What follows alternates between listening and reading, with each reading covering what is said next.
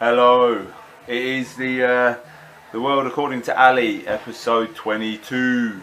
It is Sunday the 12th of June 2016. We'll just get straight into the first question, which is from Angela Owens, which is, what's your take on sports massage? Not just for injury recovery, but in general. Does it help the muscles recover better and work better? Question. Right then, let's go into the gym where stuff is happening. People might freak out now, the camera's out. Yeah, so sports massage. Now, I'm a big fan of sports massage when it's used in the right context. We use a guy here called Ashley Rowley. Big up Ash, he's amazing. And basically, whenever we get issues that require that kind of fix, we go to him, and it bloody works. You know, the guy's amazing. But would I actually just recommend sports massage just generally? No, not really. Because I'm always someone that believes in only doing things for a reason. Yeah? I mean, fair enough, if you enjoy that kind of crippling pain, then you've got your own reason, right, to be in horrific amounts of discomfort. But I think that if you end up like getting sports massages done just for the sake of it, you start falling into that cycle or ritual of doing things for the sake of it, which for me is actually against one of the rules of general preparation. The more rituals, the more things that you have to do to just do something else, or just from a day-to-day point of view, I think weakens you. So for me, context specific, absolutely, swear by it.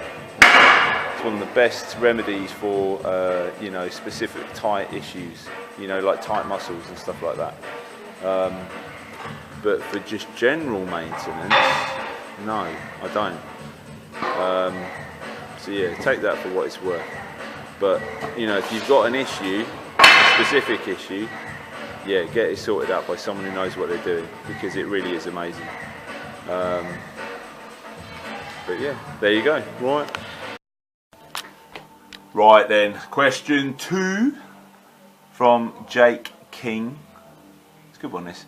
How do I balance when to try something new that is suggested, stroke read about, in the hope that it will bring progress more rapidly,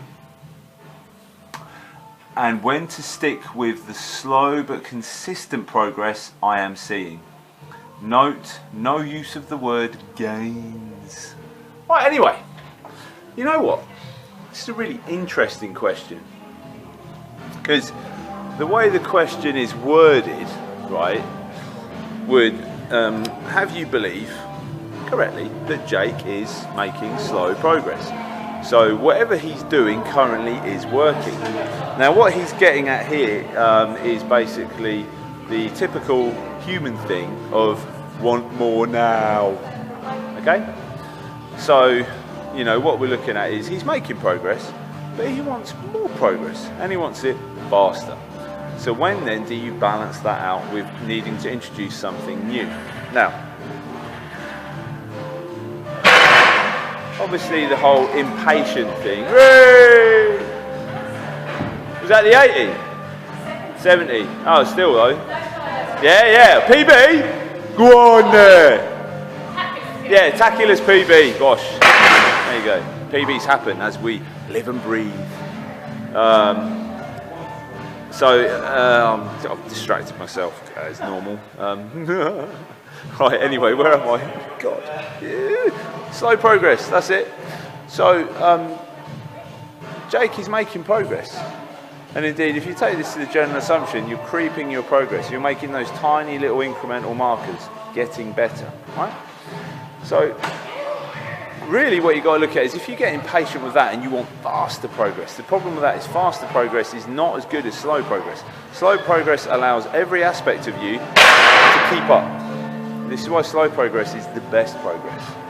fast progress tends to mean that some aspects of you will probably accelerate away faster than other factors, whether it's mental, emotional, technical, physical, you know, or parts of your physicality, muscles accelerating faster, connective tissue, you know, strength accelerating faster than technical ability, you know, strength accelerating faster than emotional ability, you know, central nervous system, whatever. You know, fast progress generally leads to problems. Slow progress generally leads to a much bigger wealth of results further down the line, okay?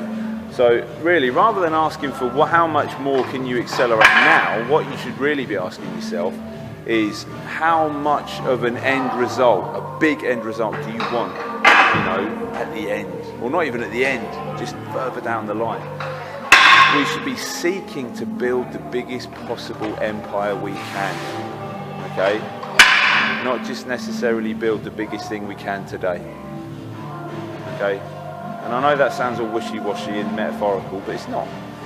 You know, we must put in place the things and the practices that will build the biggest, best possible thing we can for the potential of our life, okay?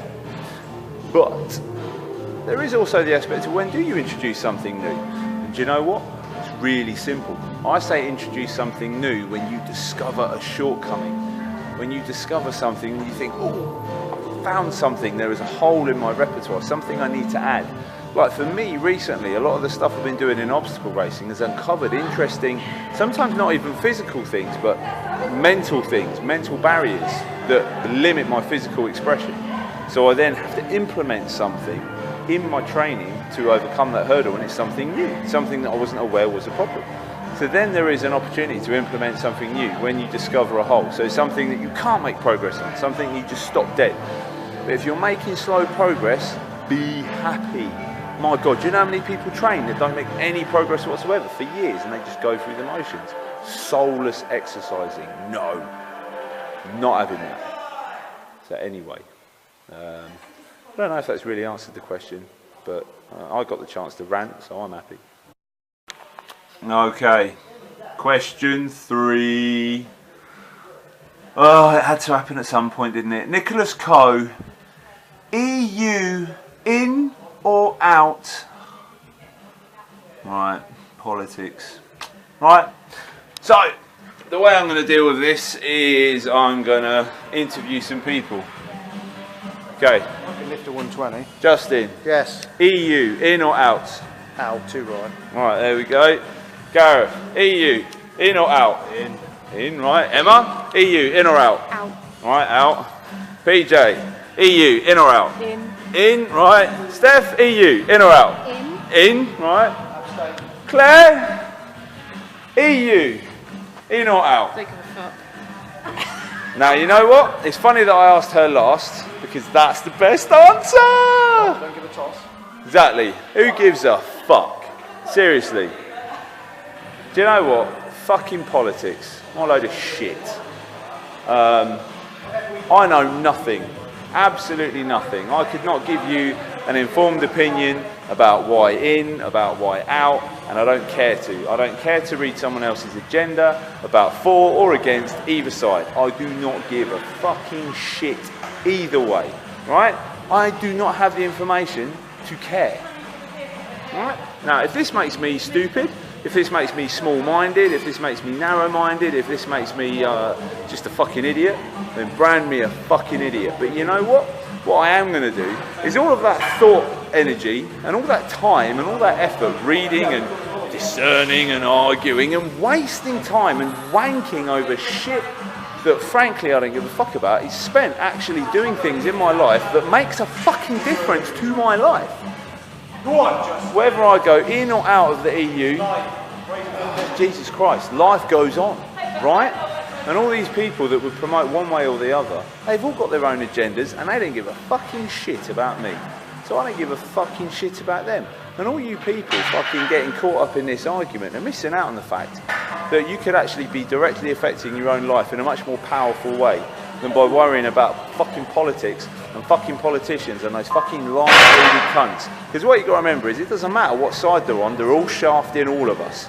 So fuck you, politicians. Fuck the lot of you bunch of cunts. All right? I say, affect your own life. Look at your own life. What is directly around you and take care of it. Because all this bollocks don't mean shit.